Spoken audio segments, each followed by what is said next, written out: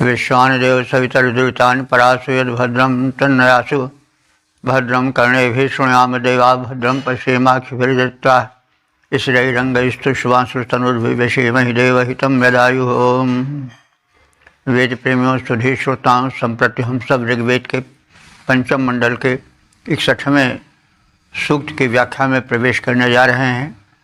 इस सूक्त में कुल 19 मंत्र संकलित हैं।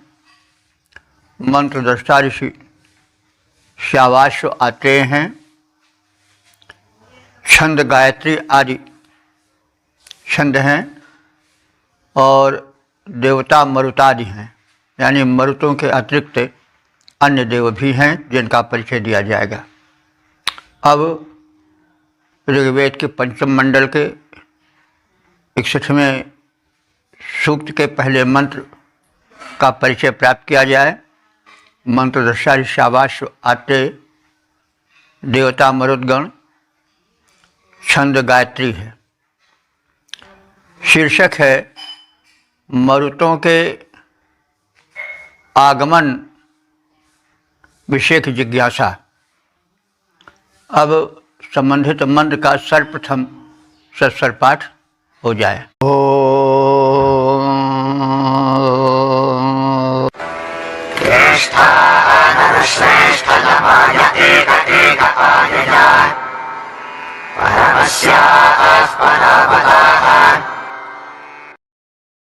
इस प्रथम मंत्र में मरुद गणों के आगमन विषय की जिज्ञासा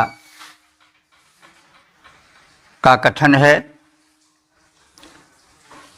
मरुत पिछले सूक्तों में तो प्रायः मानसूनी प्रवाह के लिए वर्णित हुए देखे गए हैं, लेकिन यहाँ पर वे अंधड़ आंधी तूफान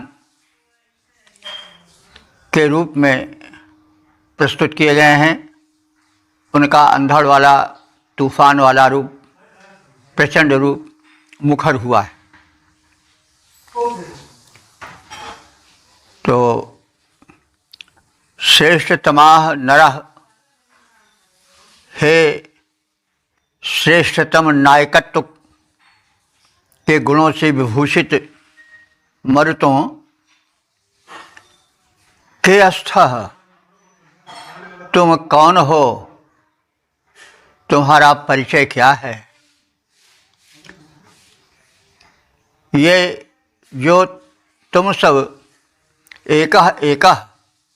एक एक करके परमस्याः परावतः, परमस्याः माने सुदूर देश से, परावतः माने आते हो हमारी यज्ञ भूमि पर या हमारी इस भूमंडल पर। तो वो सुदूर देश अंतरिक्ष अथवा द्युलोक है। तो अंधड़ तूफान तो हमेशा आते नहीं हैं। सामान्य पवन तो सर्वत्र अनिमिष निरंतर विद्यमान रहते हैं, लेकिन अंधड़ और तूफान तो कभी कभी आते हैं। और जब वे धरती पर नहीं रहते तो कहीं आसमान से आते होंगे। तो एतद् विषय की जिज्ञासा द्रष्टव्य है। प्रकृति के मुक्त वातावरण में रहने वाले ऋषियों ने इस प्राकृतिक परिवर्तन के दृश्य को आश्चर्य भरी दृष्टियों से देखा। उनकी जिज्ञासा उत्कंठा बनकर, प्रश्नवाचक चिन्ह बनकर उभर आई है और उन्होंने मरुतों को संबोधित करते हुए कहा कि हे श्रेष्ठ तम नायक मरुतों, तुम कौन हो जो एक एक करके क्रमशः अतिशय सुदूरवर्ती प्रदेशों, अंतरिक्ष से अथवा द्युलोक से इस भूमंडल पर आते हो। तो जैसा कहा गया है, सामान्य पवन तो सर्वत्र सभी समय में विराजमान रहते हैं, लेकिन अंधड़ तूफान रूप में उनका आगमन यदा कदा होता है। तो यही जिज्ञासा है। ये सब प्रकृति की शक्ति धाराएं हैं जो यथा समय आती जाती रहती हैं, भिन्न भिन्न प्रयोजनों की पूर्ति के लिए। कभी अपना मधुर रूप, कभी अपना कट रूप, कभी कोमल रूप, कभी कठोर रूप दिखाती रहती हैं। हे श्रेष्ठतम नेतृत्व के गुणों से परिपूरित नायक मरुतों, भला तुम कौन हो? अब तक कहाँ थे? अचानक तुम्हारा प्राकट्य कैसे हो गया? तुम अतिशय वेग से किस सुदूरवर्ती प्रदेश, अंतरिक्ष से अथवा द्युलोक से चले आते हो? हम इस जिज्ञासा से परिपूरित हृदय से प्रश्न करते हैं। दूर देश नभ से चले आए मरुत महान, दूर देश नभ से चले आए मरुत महान, अपना परिचय दो हमें नेता सर्वप्रधान। दूर देश नभ से चले आए मरुत महान, अपना परिचय दो हमें नेता सर्वप्रधान। ओम वेद प्रेमियों, सुधीर श्रोताओं, संप्रति हम सब ऋग्वेद के पंचम मंडल के 61वें सूक्त के दूसरे मंत्र की व्याख्या में प्रवेश करने जा रहे हैं। मंत्र दृष्टा श्यावाश आते, छंद गायत्री, देवता मरुदगण हैं। शीर्षक है मरुदगणों के परिचय विषयक जिज्ञासा। अब संबंधित मंत्र का सर्वप्रथम सस्वर पाठ हो जाए।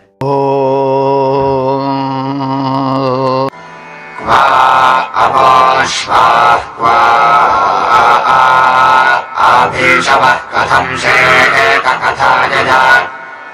पृष्ठे सदा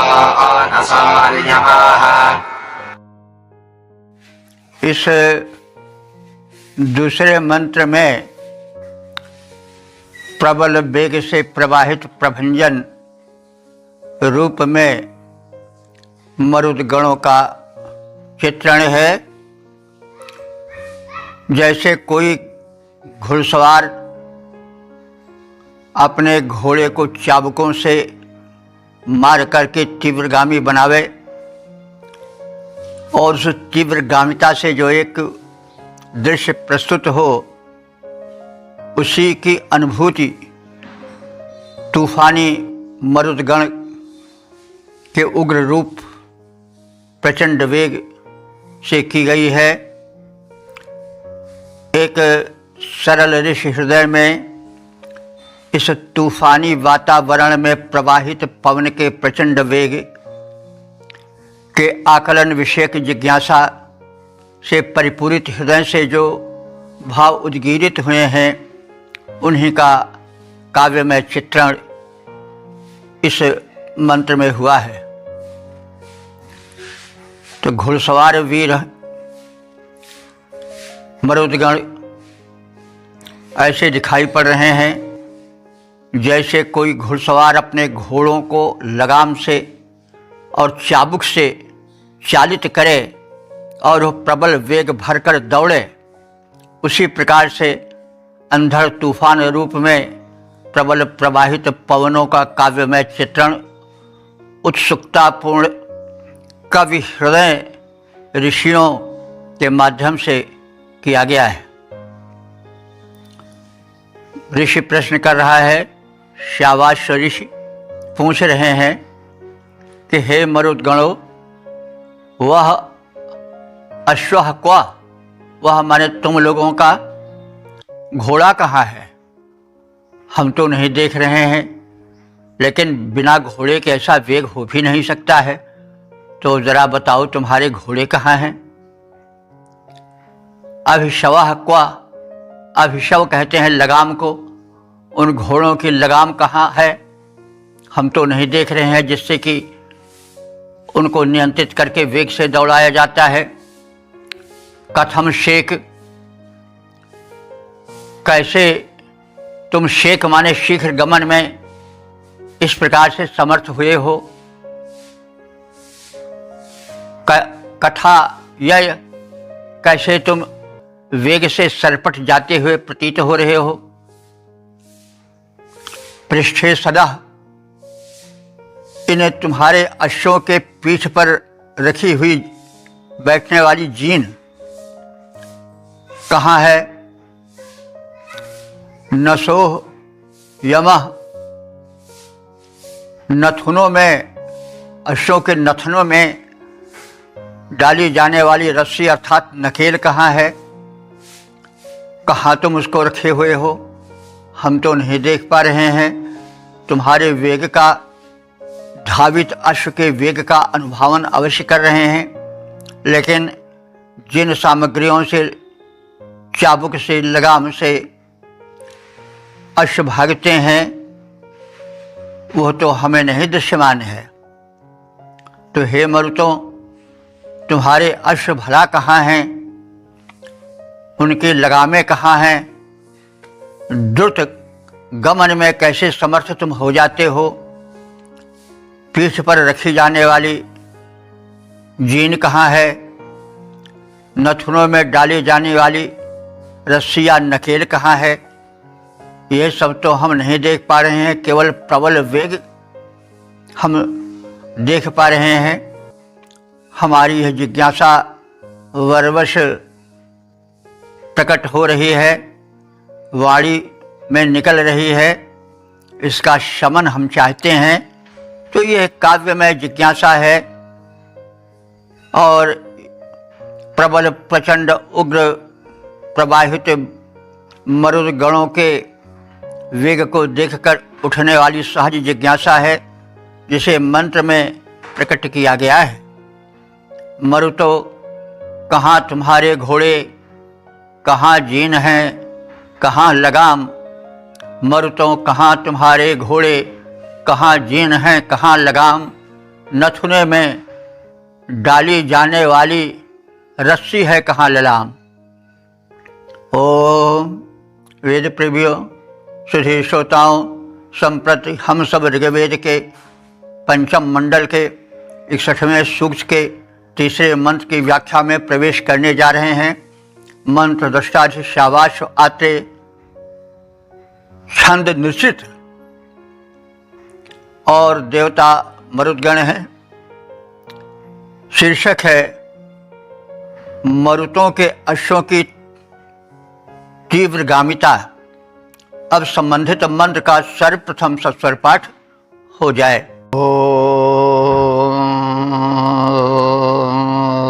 जघने चोद एषां विसक्ता निनरो यमः पुत्रकृथेन जनयः।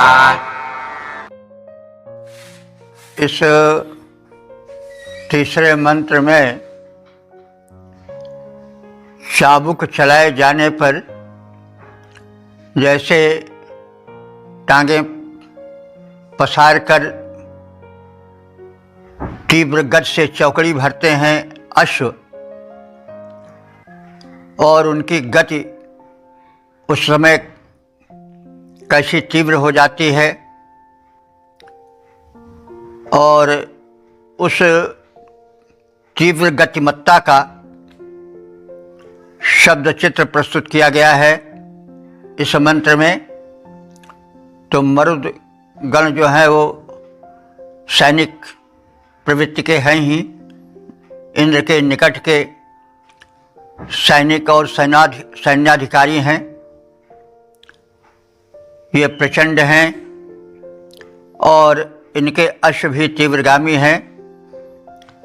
अश्व पर जब अश्ववार यानी घुड़सवार बैठता है तो जब उनके जघन प्रदेश पर चाबुक का प्रहार करता है तो अश्व टांगे पसार करके चौकड़ी भरते हुए जिस वेग से भागते हैं तो चलते हुए तूफान के वेग में और अश्वों के वेग में जो समानता की गई है उसी का इसमें चित्रण है। इस रूप में हम अर्थ जानने की चेष्टा करें। येषाम माने इन मर्तों के अश्वों के जघने माने जांघ पर, 14 माने चाबुक, गति को तीव्र करने के लिए जो चाबुक का प्रहार होता है उस समय अश्वों की टांगें तीव्र गति के लिए फैलने लगती हैं। अश्व चौकड़ी भरकर दौड़ने लगते हैं और वीर मरुदगणों का नियमन करते हैं। तो इन्हीं भावों को लेकर के यह मंत्र मरुदगणों की तीव्र गतिमत्ता का सूचक बनकर आया है। जैसे कोई घुड़सवार अश्वों को भगाने के लिए उनके जघन प्रदेश पर चाबुक से वार करता है तो उससे प्रहारित और उत्प्रेरित जब अश्व तीव्र गति से चौकड़ी भरकर चलने लगते हैं तो जो दृश्य उस समय उपस्थित होता है वही दृश्य जब आंधी तूफान बने मरुदगण भागते हैं, दौड़ते हैं तो कुछ वैसा ही दृश्य प्रस्तुत होता है। तो सवार होने पर मरुदवीर अश्वों के जघन प्रदेश पर तीव्र गमन के प्रयोजन से चाबुक चलाते हैं।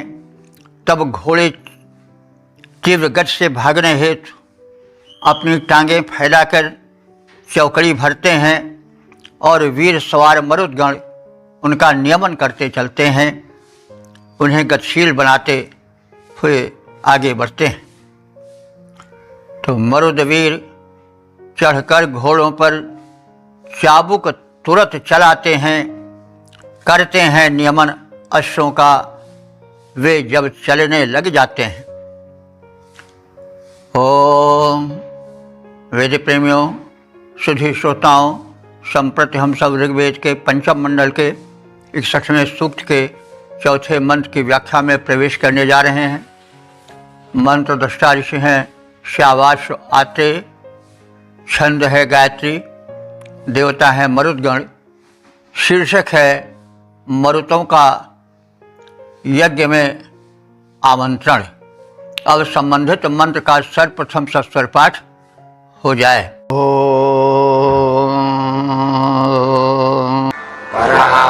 वीरास एतनमर्या सौभद्रजानयः अग्नितपो यथा सथा। इस चौथे मंत्र में वीर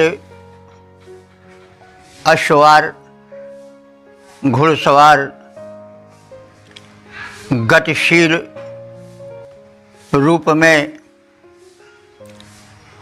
चलने वाले मरुदगणों का यज्ञ में आवाहन है। उनके प्रशंसा के लिए उनकी कुलीनता का, उनके बलवेग का, उनके तेजस्वी प्रारूप का कथन किया गया है।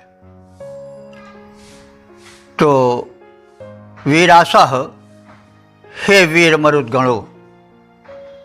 वीरासः ये वैदिक व्याकरण में प्रथमा बहुवचन का रूप है। लौकिक संस्कृत में होता तो वीराह कहा जाता, लेकिन वैदिक संस्कृत के व्याकरण के हिसाब से प्रथमा बहुवचन इसका वीरासा है। तो हे वीर मरुदगणों, अब वीरासा संबोधन में भी हो जाता है बहुवचन में। तो यहाँ पर संबोधन अर्थ में बहुवचनांत शब्द के रूप में अर्थ लेना अधिक संगत है। वीरासः प्रथमा विभक्ति के बहुवचन में और संबोधन के बहुवचन दोनों में बनता है। तो वीरासा, हे वीर मरुदगणो, मर्यासा, तुम मर्य, मर्य माने मरणशील मानो, और मर्यासा बहुवचन हो गया है। तो हे वीर मरुदगणो, तुम मर्यासा हो, यानी जनहितकारी हो।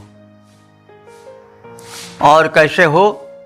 भद्र जानयः, उत्तम कुलोद्भव हो, यानी रुद्र के पुत्र हैं। तो रुद्र तो महादेव हैं, उच्च कोटि के प्रतिष्ठित देव हैं।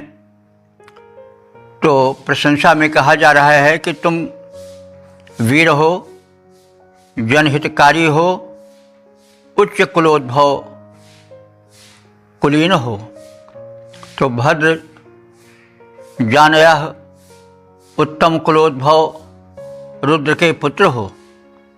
अग्नि तपः, अग्नि तपः बने अग्नि में तपाए गए धातु, स्वर्ण, ताम्र आदि के भांति तुम्हारा निखरा तेजस्वी रूप आकर्षक है।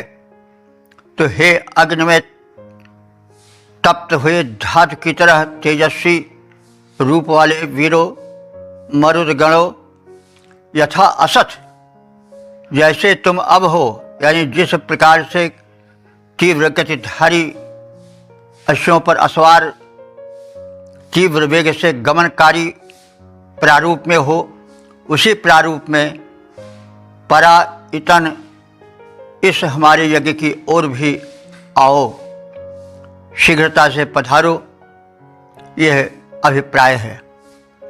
हे वीर जनहितकारी, उत्तम कुलोद्भव, अग्नि तुल्य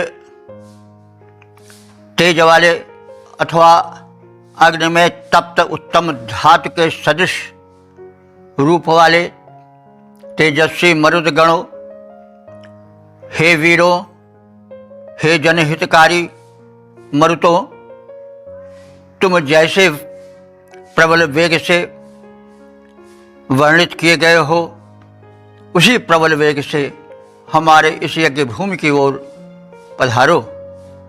अग्नितुल्य तेजस्वी वीरों, उच्च कुलोद्भव हितकारी जैसे हो, इस ओर पधारो मरुदवीर विक्रमधारी। ओम वेद प्रेमियों, सुधी श्रोताओं, संप्रति हम सब ऋग्वेद के पंचम मंडल के 61वें सूक्त के 5वें मंत्र की व्याख्या में प्रवेश करने जा रहे हैं। मंत्र दृष्टा ऋषि श्यावाश्व आत्रेय, छंद अनुष्टुप और देवता शशि यशी है। शीर्षक है दानी राजमहिषी शशि यशी। अब संबंधित मंत्र का सर्वप्रथम सस्वर पाठ हो जाए।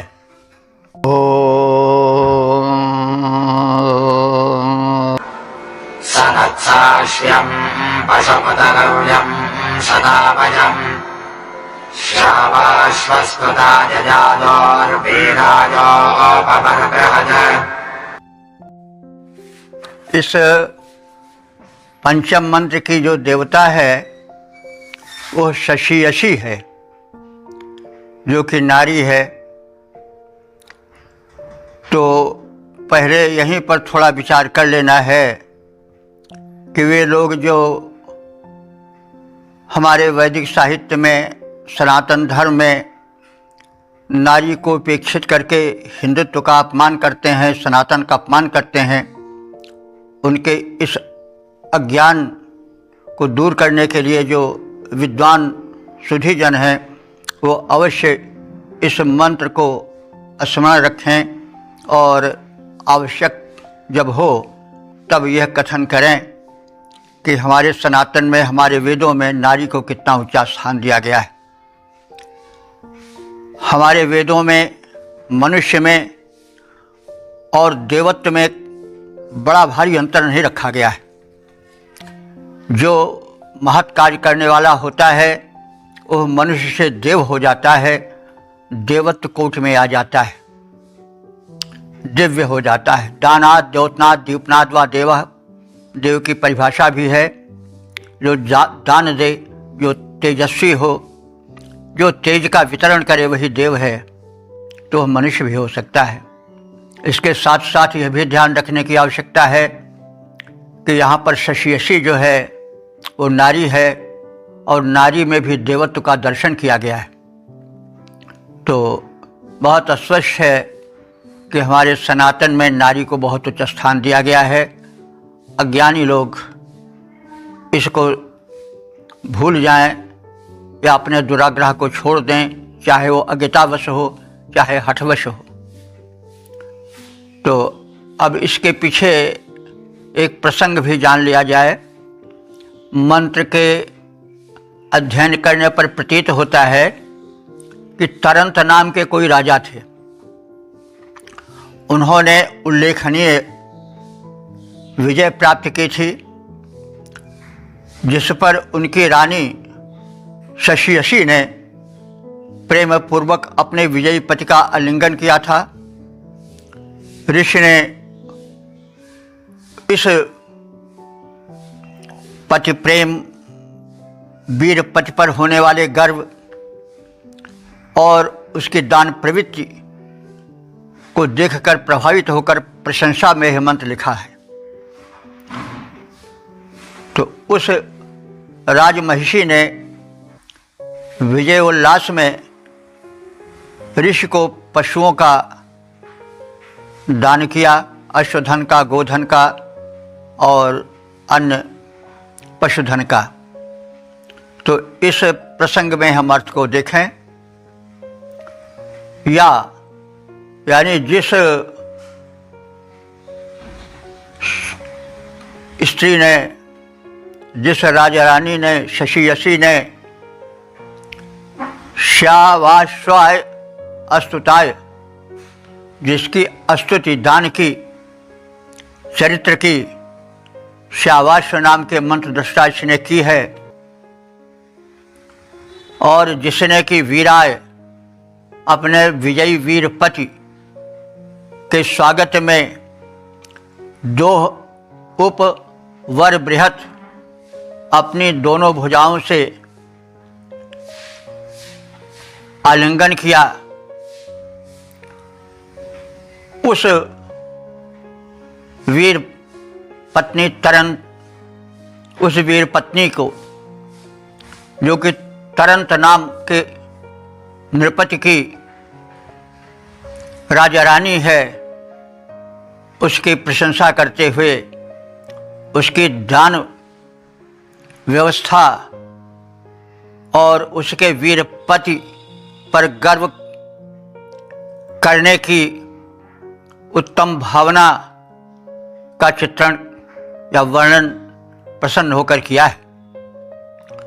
तो ऋषि कह रहा है कि उस वीर रमणी ने अपने वीर पति के विजय पर अपने दोनों बाहों को पसार कर न स्वागत में आलिंगन ही नहीं किया, वरन उस प्रसन्नता में दान स्वरूप मुझ ऋषि को अश्वभ्य कहते हैं घोड़ों के समूह को, यानी 1-2 घोड़े नहीं बल्कि अश्व के समूह, अश्वभ्य कहते हैं घोड़ों के समूह को, पशु माने पशुओं के समूह को, उत माने और गव्यम माने गायों के समूह को प्रसन्नतापूर्वक दान किया। इसके साथ साथ शत अवयम 100 भेड़ों को भी प्रदान किया। तो इस प्रकार से उस वीर पति का स्वागत करने वाली दानशीला नारी शशियसी की प्रशंसा इस मंत्र में है। ऋषि श्यावाश्व जो कि मंत्र दृष्टा ऋषि हैं, इस सूक्त के वे अपनी भावना प्रकट करते हुए कह रहे हैं कि मुझ श्यावाश्व ऋषि ने जिसकी स्तुति की है, जिसने वीरपति तरंत को उसके विजयी होने के स्वागत में अपनी बाहें फैला करके उसे आलिंगन दिया, वही तरंत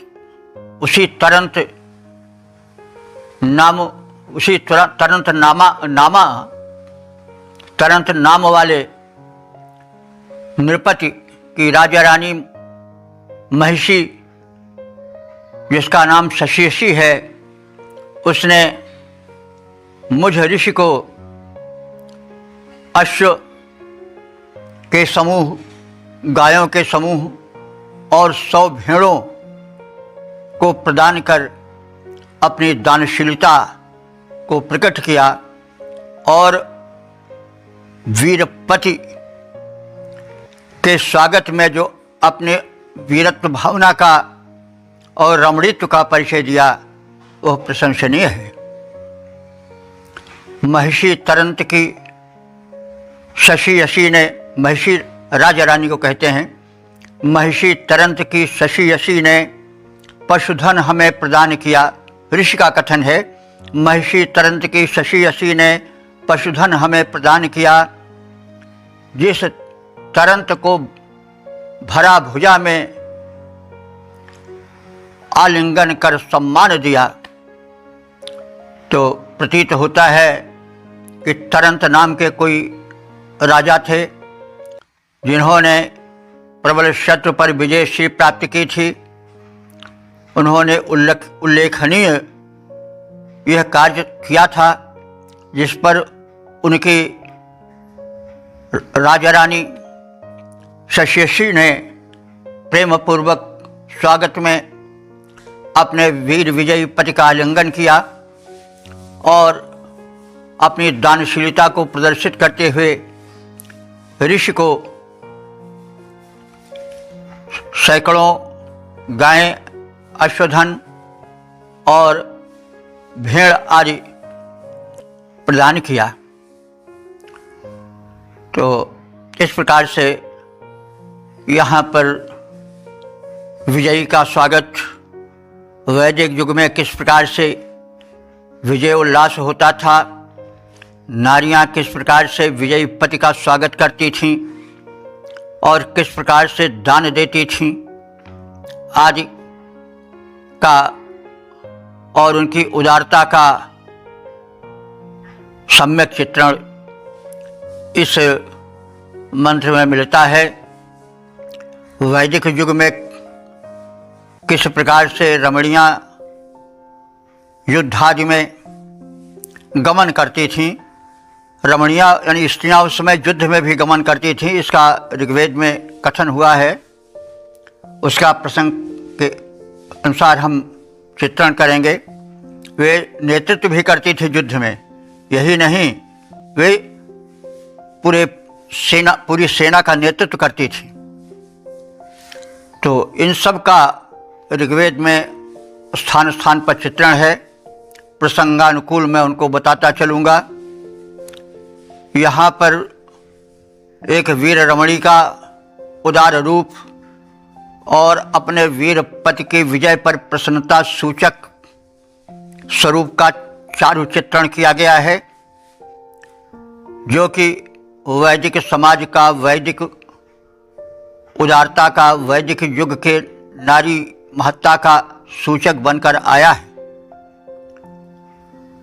तो इस प्रकार से हम इस मंत्र में कथित सामाजिक व्यवस्था और नारी के सम्मान और विजयी पुरुष के सम्मान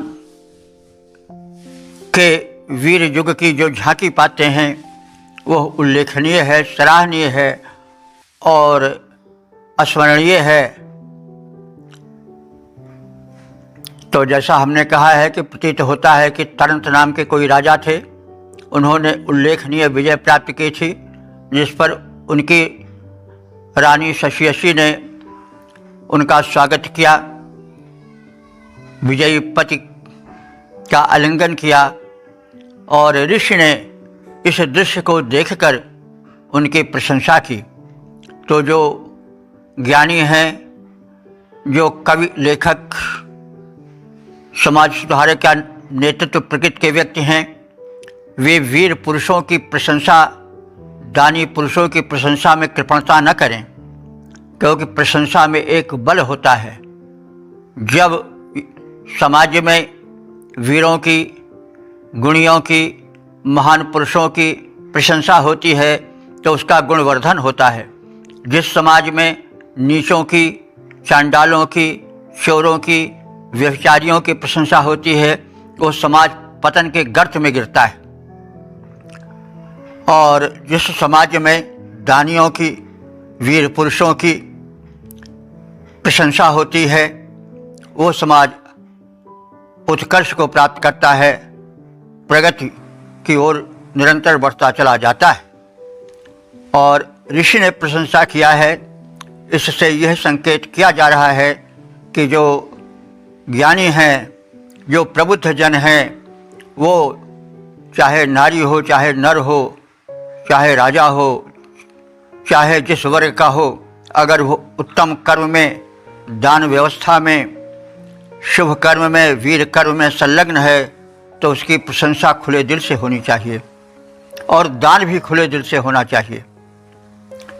विजय प्राप्त कर केवल अपने को संतुष्ट करके, धन भूमि आदि प्राप्त करके वहीं तक नहीं रुकना चाहिए, वरन उसे एक महोत्सव मान करके दान व्यवस्था भी खुले हाथ, खुले दिल से होनी चाहिए और नारियों को भी उसमें योगदान करना चाहिए। ओम। वेद प्रेमियों, सुधी श्रोताओं, संप्रति हम सब ऋग्वेद के 5वें मंडल के 61वें सूक्त के 6ठे मंत्र की व्याख्या में प्रवेश करने जा रहे हैं। मंत्र दृष्टा श्यावाश, आत्रेय, छंद गायत्री और देवता शशि यशी है। शीर्षक है दान शीला शशि यशी की प्रशंसा। अब संबंधित मंत्र का सर्वप्रथम सस्वर पाठ हो जाए। उतत्वास्त्रे शशि एजसे पुंसा भवति पश्यसि अदेवत्राजराधसाः। इस 6ठे मंत्र में बताया गया है कि कोई इसलिए नहीं प्रशंसित होना चाहिए कि वह पुरुष है और केवल इसलिए नहीं निंदित होनी चाहिए कि वह नारी है। यदि नारी उदार मना है, यदि उच्च गुणों से विभूषित है, यदि दानशीला है तो उसकी प्रशंसा अधिक होनी चाहिए। नास्तिक, कृपण, कुपथगामी पुरुष से कहीं बढ़ चढ़कर है दानशीला, आस्तिक बुद्धि वाली नारी। तो यह इस मंत्र में कथित है। एक नहीं दो दो मात्राएं नर से भारी नारी। किसी कवि ने कहा है, मात्रा कहते हैं, मात्रा भी और मात्रा कहते हैं मतलब क्वांटिटी को भी। तो नर में तो 2 ही मात्राएं हैं, ना और रा, लेकिन नारी में 4 मात्राएं हैं, बड़ा ना और री। तो नारी, तो एक नहीं दो दो मात्राएं नर से भारी नारी। तो ये सब मंत्र वेद की उदात्त भावना को और नारी की महत्ता को स्पष्ट प्रकट करने वाले मंत्र हैं। अदेवयात आराधसः पुंसः। अदेवयात माने जो पुरुष अदेव है, यानी देवों को नहीं मानता है, नास्तिक है और कहता है कि सृष्टि ऐसे ही चल रही है, तो उस नास्तिक पुरुष से और कृपण पुरुष से जो इस नीच प्रकृति का है उस पुरुष से वह नारी श्रेष्ठ है जो दानी है और वह शशि दान में संलग्न रहने वाली है। शशि यशी के समान दानशीला है और प्रशंसनीय है। यानी वह नारी जो कि उदार है, जो कि शुभ गुणों से विभूषित है, वह नारी होते हुए भी उस पुरुष से अधिक श्रेष्ठ है जो अदेवयात माने जो देव शक्ति में दिव्य शक्ति में विश्वास ही नहीं रखता, नास्तिक है और कहता है कि दुनिया ऐसे ही चल रही है। जो पुरुष अराधसा माने दान नहीं देता है, कृपण है, वो पुंस माने पुरुष भले हो लेकिन वह वंदनीय नहीं, निंदनीय है। इसके विपरीत जो नारी शशि यशी के समान वीरत्व भावना से भरी हुई है, जो वीरता का सम्मान करती है, वीर पति को समादर देती है, दानशीला है, वह प्रशंसनीय है। तो जो देवों को, जो पुरुष होकर भी देवों को नहीं मानता, जो नास्तिक है और धनी होने पर भी कृपण बना रहता है, उनकी अपेक्षा दानशीला स्त्री जो शशि की भांति है वह उस पुरुष से कहीं अधिक श्रेष्ठ है और प्रशंसनीय है। देवों को नहीं मानता जो धनवान कृपण अति भारी है, उसकी तुलना में अति प्रशस्य वह दानशीला जो नारी है। ओम वेद प्रेमियों श्री श्रोताओं, संप्रति हम सब ऋग्वेद के पंचम मंडल के 61वें सूक्त के 7वें मंत्र की व्याख्या में प्रवेश करने जा रहे हैं। मंत्र दर्शा शावाश आत्रेय, छंद गायत्री, देवता शशि यशी है, शीर्षक है सुशीला नारी की प्रशंसा। अब संबंधित मंत्र का सर्वप्रथम सस्वर पाठ हो जाए।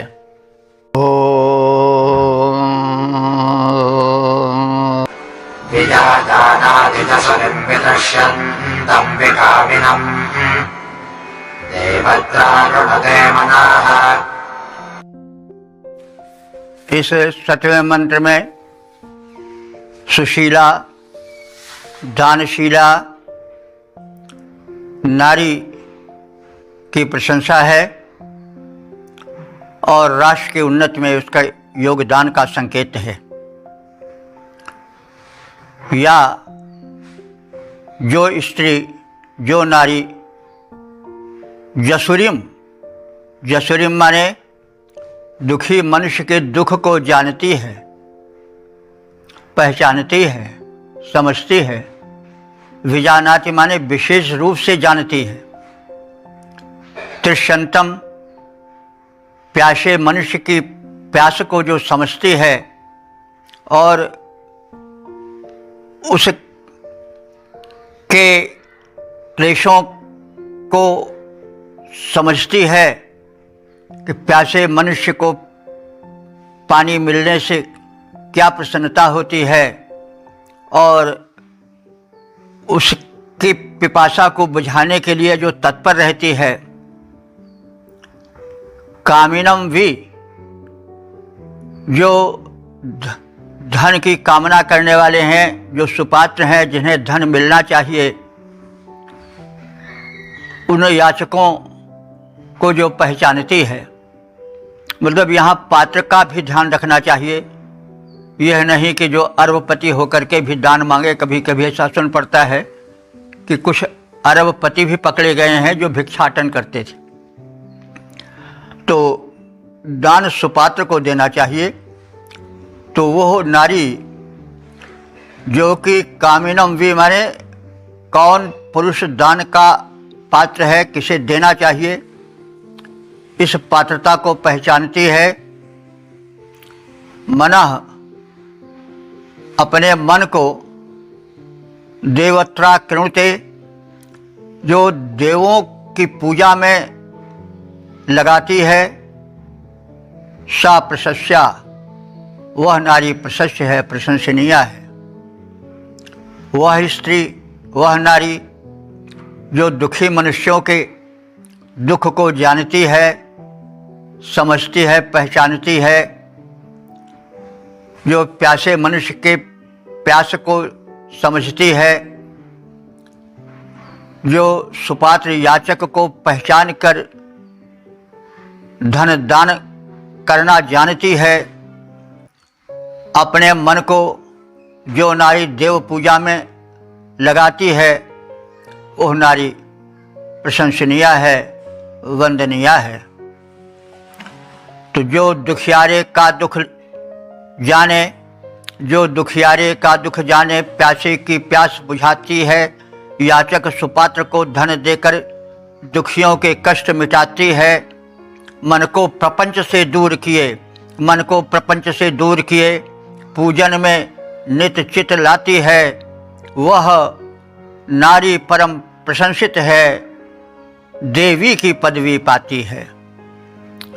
तो राष्ट्रोन्नति के लिए सुशीला नारी की प्रशंसा और पूजा परमावश्यक है। यह ऋषि का पावन संदेश है। नारी के सम्मान का उपदेश है और समाज में नारी का उच्च स्थान वैदिक युग में प्राप्त था, इसका कथन है। ओम वेद प्रेमियों, सुधी श्रोताओं, संप्रति हम सब ऋग्वेद के पंचम मंडल के 61वें सूक्त के 8वें मंत्र की व्याख्या में प्रवेश करने जा रहे हैं। मंत्र दृष्टाधि श्यावाश्व आत्रेय, छंद गायत्री और देवता शशि यसी। शीर्षक है नारी की प्रशंसा। अब संबंधित मंत्र का सर्वप्रथम सस्वर पाठ हो जाए।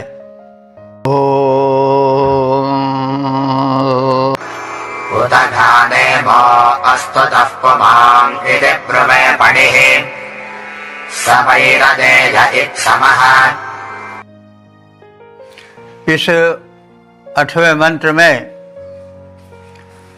दानशीला नारी की प्रशंसा है और कहा गया है कि उसके पुण्य प्रभाव से उसका पति भले कृपण हो, आचरणहीन हो, पतित हो, लेकिन फिर भी वो भी तर जाता है, वो भी पुण्य का भागी हो जाता है। तो उत माने और ऐसी स्त्री का पुमान पुरुष पति जो पणि माने लोभी है, कृपण है, अस्तुतः, और इसलिए अस्तुतः माने अस्तुत्य नहीं है, प्रशंसनीय नहीं है, क्योंकि वैदिक समाज में लोभी और कृपण की प्रशंसा नहीं की गई है, सदैव दानी की प्रशंसा की गई है। और वैदिक संस्कृत, सनातन संस्कृति दान की प्रशंसा करती है। जो लोभ वृत्ति है, जो लूटने की प्रवृत्ति है, ये भारतीय प्रवृत्ति नहीं है। ये तो आक्रमणकारियों, जो तुर्क आक्रमणकारी थे, जो कि आते थे, मंदिर ढहा जाते थे, मूर्ति खंडित कर जाते थे, धन लूट कर ले जाते थे और बस धन ही उनका प्रयोजन था, इसके अतिरिक्त और कुछ नहीं था। बाद में अंग्रेज़ों का शासन आया, वे भी शोषण प्रधान थे, भारत को दरिद्र बना गए। तो यदि आज हमारे समाज में कुछ सनातन से विपरीत आचरण हो रहा है, तो सनातन आचरण का प्रभाव नहीं है। लुटेरापन, घूसखोरी, कुसंग्रह, दानवृत्ति का अभाव, रंगदारी या जो इस प्रकार से आज के समाज में फैले हुए दुर्गुण हैं, वो सनातन की देन नहीं है। वो जो आक्रमणकारी थे बीच के, दुर्भाग्यवश जिनके शासन में 1000 साल तक देश को रहना पड़ा, उनका यह अभिशाप है, उनकी देन है। भारतीय संस्कृति तो सदैव उदार रही है।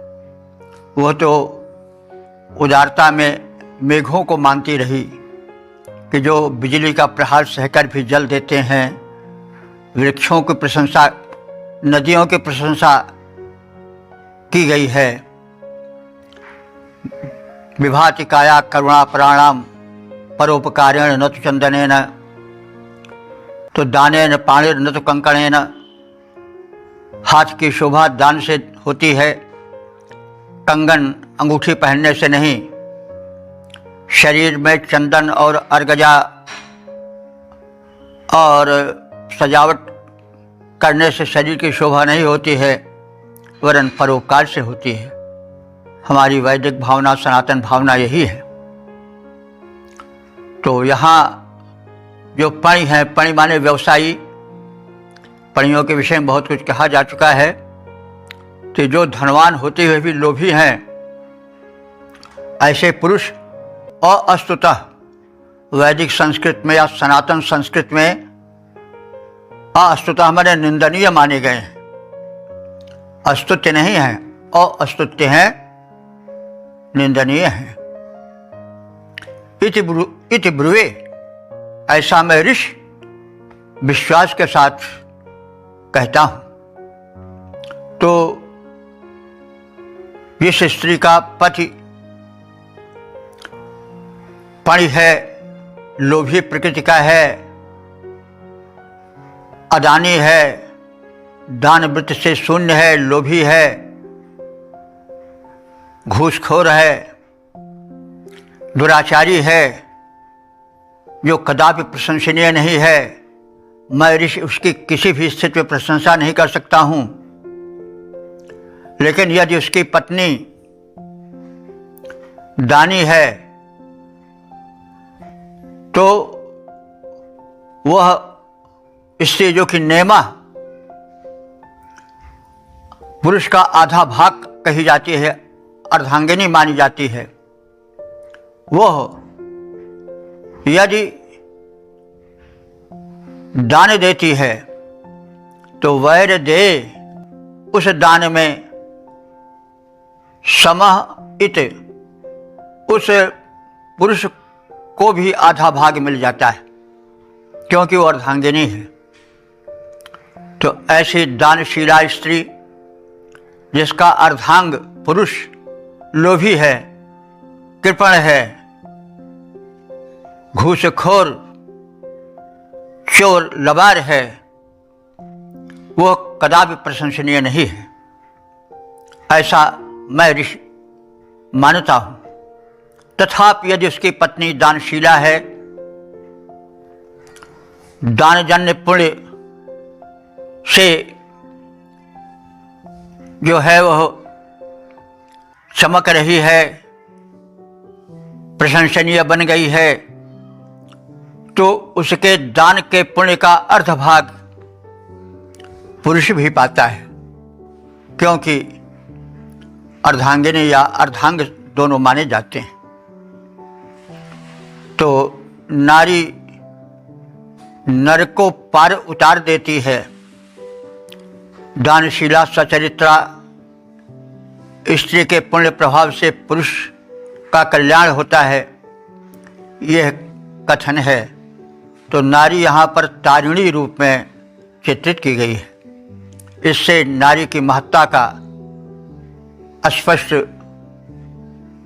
जो है वह प्रारूप प्राप्त होता है। तो दानवती नारी का लोभी कृपण कुपति है, श्लाघ्य नहीं, लेकिन पत्नी के दान पुण्य का अर्धभाग पाता है सही। ओम वेद प्रेमियों सुधीर श्रोताओं, संप्रति हम सब ऋग्वेद के पंचम मंडल के 61वें सूक्त के 9वें मंत्र की व्याख्या में प्रवेश करने जा रहे हैं। मंत्र दृष्टा ऋषि शाबाश आत्रेय हैं। देवता है राजर्षि पुरमीढ़। छंद है सतो बृहति। शीर्षक है अनुकरणीय आदर्श नारी। अब संबंधित मंत्र का सर्वप्रथम सस्वर पाठ हो जाए। उत मेरपद्यपधर्म बन्धुषे प्रदश्यावाजवर्तनिम् विरोहिता परमेढ्ढाय जयमतर्विप्राज दीर्घयशसे। इस नवे मंत्र में ऋषि आदर्श नारी को अनुकरणीय बताया है और यह सहर्ष स्वीकार किया है कि मैं शाबाश ऋषि भले मंत्र दृष्टा हूँ, लेकिन उदार नारी के चरित्र से मैं प्रभावित हुआ हूँ और मैंने उनसे जीवन में शिक्षा ली है। मैंने उनसे इंद्रियों को नियंत्रण में रखने की, उदारता की सुंदर शिक्षा प्राप्त की है, प्रेरणा प्राप्त की है। तो ऐसा प्रतीत होता है कि ऋषि का पेट भर ही नहीं रहा है नारी की स्तुति से और उसके महत्ता के कथन से। उत और मैं कह चुका हूँ, लेकिन अभी बहुत कुछ कहना बाकी है, इसलिए और का प्रयोग किया गया है। और अमनदशी युवती। अमनदशी माने सदा प्रसन्न रहने वाली युवती। तो यहाँ नारी का भी आदर्श दिखाया गया। ऐसा नहीं कि जो सदैव ईर्ष्या द्वेष में और कुवृत्तियों में लीन रहे, जो कि सदा प्रसन्न रहे। सदा प्रसन्न वही रह सकता है जो सदाचारी है, चाहे नारी हो चाहे नर हो। दुराचारी कभी सुख की नींद नहीं सो पाता है। उसे शासन का भय, शत्रुओं का भय सताता ही रहता है। सुख की नींद वही सोता है जो ना तो संचयशील है, ना किसी का अपहरण किए है, ना किसी से शत्रुता मोल लिए है। वह व्यक्ति सुख से सोएगा। तो यही बात नारी के लिए भी है कि जो नारी सदाचारिणी है, अपने सदाचार के कारण प्रफुल्ल मना रहती है, उसी को अमनदशी कहा गया है। सदा प्रसन्न रहने वाली नारी कहा गया है। तो प्रसन्न वही रहता है जो कि सदाचारी होता है। तो ऐसे सद्गुणों से युक्त नारी मुझ ऋषि के लिए अनुकरणीय है, गुरुवत है। तो पुरमीढ़ाय माने बहुतों से प्रशंसित, यह विशेषण है मंत्रदृष्टा शाबाश का कि बहुतों से प्रशंसित मैं पुरमीढ़ ऋषि या शाबाश ऋषि, दीर्घ यशस्वी, जो कि बहुत दीर्घ यशस्वी माने जाते हैं, परम यशस्वी माने जाते हैं लोगों की दृष्टि में, जो जिनका कि नाम शाबाश है, जो कि विप्र हैं। विप्र माने विशेष रूप से ज्ञानी हैं। विप्रकार से यहाँ ब्राह्मण ही नहीं है, वरन विशेषेण प्रजानात यह सह विप्र। तो मैं विप्र माना जाता हूँ, ज्ञानी माना जाता हूँ। मैं लोक की दृष्टि में यशस्वी माना जाता हूँ और मैं भी इस दानशीला नारी के आचरण से शिक्षा लेता हूँ। वर्तनिम प्रति अर्पत, और मैं उत्तम मार्ग की ओर उनके आचरण से संकेत पा करके बढ़ता हूँ। और रोहिता नियमतु, दो रोहित माने लाल रंग के घोड़ों को मैं नियमित करता हूँ। तो यहाँ दो घोड़ों को नियमित करने से क्या मतलब हुआ? रोहित माने आरोहण करने वाले, चढ़े जाने वाले, अथवा कुछ ललछू रंग के जो दो घोड़े हैं जो रंगीन हैं, उनका मैं नियमन करता हूँ। तो यहाँ यह संकेत है। घोड़े क्या हैं? इंद्रियां हैं, क्योंकि इन्हीं से मनुष्य चलता है, कार्य करता है। और ये दो हैं कौन? कर्मेंद्रिय और ज्ञानेंद्रिय। तो कर्मेंद्रिय हैं हाथ पैर और गुदा लिंग, ये जो हैं वो कर्मेंद्रिय हैं। ज्ञानेंद्रिय में 5 ज्ञानेंद्रियां होती हैं, जो नेत्र हैं, जिह्वा हैं, स्पर्श इंद्रिय हैं, त्वचा। और तो इस प्रकार से ये आँख नाक कान आदि सब ज्ञानेंद्रिय हैं। इन्हीं से मनुष्य कर्म जगत में प्रेरित होता है। तो इसलिए यह जीवन रथ को खींचने वाले 2 कोट के घोड़े हैं, जो रोहित है, रंगीन है। तो रोहिता वियेमतु, इस नारी की सहिष्णुता, दानशीलता, सच्चरित्रता से मैं प्रभावित होकर के ऋषि, जो कि समाज के दृष्टि में उच्च स्थान पाए हुए हैं, वो भी प्रेरणा लेते हैं और अपने 2 घोड़ों यानी 5 कर्मेंद्रियों और 5 ज्ञानेंद्रियों के समूह को वश में रख करके उससे जीवन के गंतव्य को, पथ को पार करते हैं और अपने गंतव्य यानी जीवन के लक्ष्य की ओर बढ़ते हैं। और मानव जीवन का जो उच्च लक्ष्य है, धर्म अर्थ काम मोक्ष, उस तक पहुँचते हैं। पहुँचने के लिए प्रेरणा आवश्यक होती है। यहाँ पर ऋषि उस दानशीला, उदार मना, सहिष्णु नारी से प्रेरणा प्राप्त करता है और उनसे प्रभावित होकर के इस मंत्र की संरचना करता है और उनके क्रियाकलापों का सहर्ष अभिनंदन और वंदन करता है, उनको प्रेरणा स्रोत मानता है। ऋषि कह रहा है कि ऐसी सदा प्रसन्न रहने वाली प्रशंसनीय नारियां, महान यशस्वी ज्ञानी मुझ ऋषि के लिए भी अनुकरणीय हैं।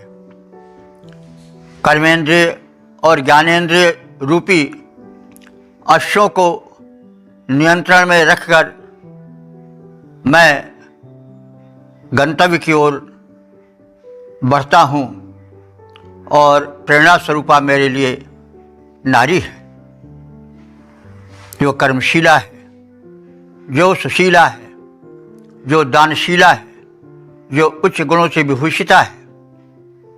तो सदा प्रसन्ना प्रशंसनीया, जो जग में सन्नारी हैं, अनुकरणीया हैं, ऋषियों के हेतु सदा सुखकारी हैं। ओम वेद प्रेमियों, सुधीर श्रोताओं, संप्रति हम सब ऋग्वेद के पंचम मंडल के 61वें सूक्त के 10वें मंत्र की व्याख्या में प्रवेश करने जा रहे हैं। मंत्र दृष्टा शाबाश आत्रेय, छंद गायत्री और शीर्षक और देवता हैं राजर्षि पुरमीढ़। शीर्षक है राजर्षि पुरमीढ़ के दान की प्रशंसा। अब संबंधित मंत्र का सर्वप्रथम सत्स्वर पाठ हो जाए। ओम यो मे धेनूनां शतं वै ददश्विर्यथा ददत तरन्त इव मह्मना। इस 10वें मंत्र में राजा पुरमुढ़ की दानशीलता का कथन है और ऋषि की उनके प्रति कृतज्ञता का ज्ञापन है। इस मन से दो बातें स्पष्ट होती हैं कि जो राजा हैं, संपन्न हैं, समृद्ध हैं, उन्हें दानी होना चाहिए, और जो दान पा रहे हैं उन्हें दानशीलों की प्रशंसा करनी चाहिए। प्रशंसा में भी कृपणता नहीं होनी चाहिए। चापलूसी और प्रशंसा में थोड़ा अंतर होता है। चापलूसी किसी को खुश करने के लिए दिखावे के रूप में की जाती है, वो ठीक नहीं होती। लेकिन जो व्यक्ति प्रशंसा योग्य है उसकी प्रशंसा न करना यह घनघोर कृपणता है। वो कृपण व्यक्ति से भी गया गुजरा है। तो इसी आशय में मंत्रार्थ समझने की आवश्यकता है। इसमें राजा पुरमुढ़ की दानशीलता का कथन है। ऋषि कह रहा है, शाबाश ऋषि कह रहे हैं कि यह जिसने वैददस्यु, जो कि विददस्यु के पुत्र होने के कारण वैददस्यु कहलाते हैं। राजा पुरमुढ़ राजा विददस्यु के पुत्र थे, तो संतान परक अव्यय के कारण उनको वैददस्यु कहा गया है। तो अश्व विद्या में प्रवीण विददस्यु के पुत्र पुरमुढ़ ने मुझ ऋषि को धेनुनाम शतम ददत, सैकड़ों गायें दान में दी हैं।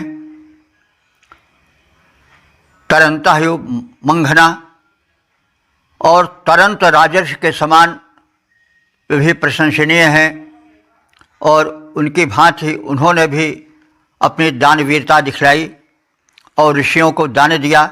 मुझे ऋषि को भी दान दिया, क्योंकि ऋषि तो तपस्वी थे। वे या उनके आश्रम में तमाम शिष्य प्रशिष्य होते थे, अतिथि सेवा भी होती थी। तो वही जो ध्यान में मग्न हैं, जो चिंतन कर रहे हैं, जो अन्वेषण कर रहे हैं, उनको यदि राजाश्रय नहीं प्राप्त होगा, यदि वो रोटी रोजी में ही परेशान रहेंगे, तो फिर वे लोक हित चिंतन, नवीन अन्वेषण कैसे कर पाएंगे। तो इसीलिए जो राजर्षि दान देते थे और आश्रम उनके दान से फलते फूलते थे, तो उनकी प्रशंसा में ऋषि के ये वाक्य हैं। यहाँ पर पुरमुढ़ के विषय में, उनकी दानशीलता के विषय में कहा जा रहा है कि जिन वैददस्यु माने विददस्यु राजा के पुत्र पुरमुढ़ ने माने मुझ ऋषि को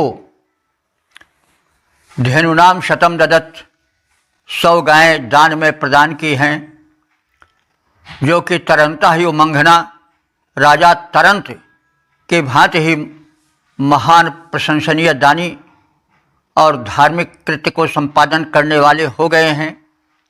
उनका मैं वंदन करता हूँ, अभिनंदन करता हूँ। अश्व विद्या में प्रवीण विददस्यु के पुत्र पुरमुढ़ ने मुझ ऋषि को राजा तरंत के समान ही 100 गायें और प्रशंसनीय धन प्रदान किए हैं। तदर्थ उनको धन्यवाद, शुभाशीष। तो वैददस्यु ने भी मुझे नृपति तुरंत समान, वैददस्यु ने भी मुझे नृपति तरंत समान 100 गायें धन श्रेष्ठ अति मुझको किया प्रदान।